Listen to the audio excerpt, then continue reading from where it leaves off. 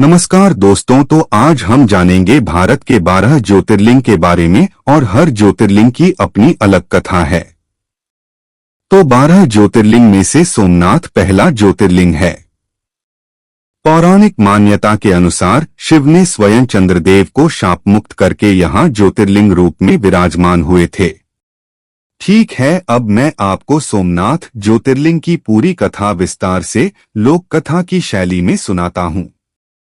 बहुत समय पहले ब्रह्मांड के देवताओं में चंद्रमा सोम का विशेष स्थान था। उनका रूप तेजस्वी और मन मोह लेने वाला था। उन्होंने दक्ष प्रजापति की 27 कन्याओं से विवाह किया था, जो वास्तव में नक्षत्र थीं। परंतु चंद्रमा का स्नेह और प्रेम केवल एक पत्नी रोहिणी पर ही अधिक केंद्रित था। बाकी 26 पत्नियां उपेक्षित और दुखी हो गईं। उन्होंने अपने पिता दक्ष प्रजापति से शिकायत की। दक्ष ने यह अन्याय सहन नहीं किया और क्रोध में आकर चंद्रमा को शाप दे दिया। हे सोम, तुम धीरे धीरे क्षीण होते जाओगे और अंततः क्षय रोग से पीड़ित होकर अपना तेज खो बैठोगे। यह शाप सत्य हुआ। दिन-ब-दिन चंद्रमा का सौंदर्य क्षीण होने लगा। उनके शरीर की कांति मुरझा गई। सारे देवता चिंतित हो गए, क्योंकि यदि चंद्रमा नष्ट हो जाएंगे तो जगत का संतुलन भी बिगड़ जाएगा। चंद्रदेव ने देवताओं की सलाह पर प्रभास क्षेत्र गुजरात के सौराष्ट्र तट पर जाकर भगवान शिव की घोर तपस्या शुरू की।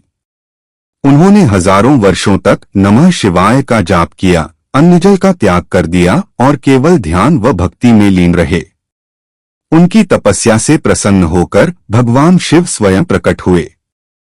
उन्होंने चंद्रदेव के सिर पर हाथ रखा और कहा, हे सोम, तुम्हारा क्षय अब नहीं होगा।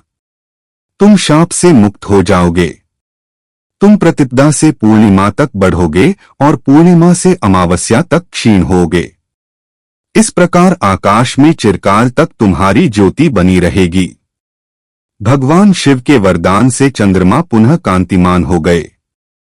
कृतज्ञ होकर उन्होंने वहीं एक भव्य मंदिर बनवाया और शिवलिंग की स्थापना की।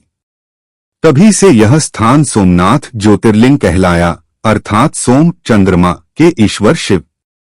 यह मंदिर कालांतर में बार बार बना और टूटा।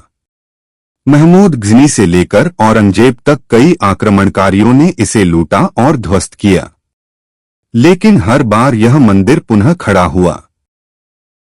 भारत की आस्था कभी नहीं टूटी।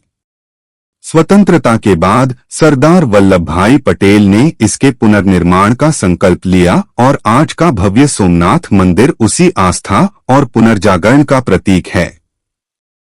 इस तरह सोमनाथ ज्योतिर्लिंग को 12 ज्योतिर्लिंगों में प्रथम स्थान प्राप्त है और इसे अनादि अविनाशी शिवस्वरूप माना जाता है।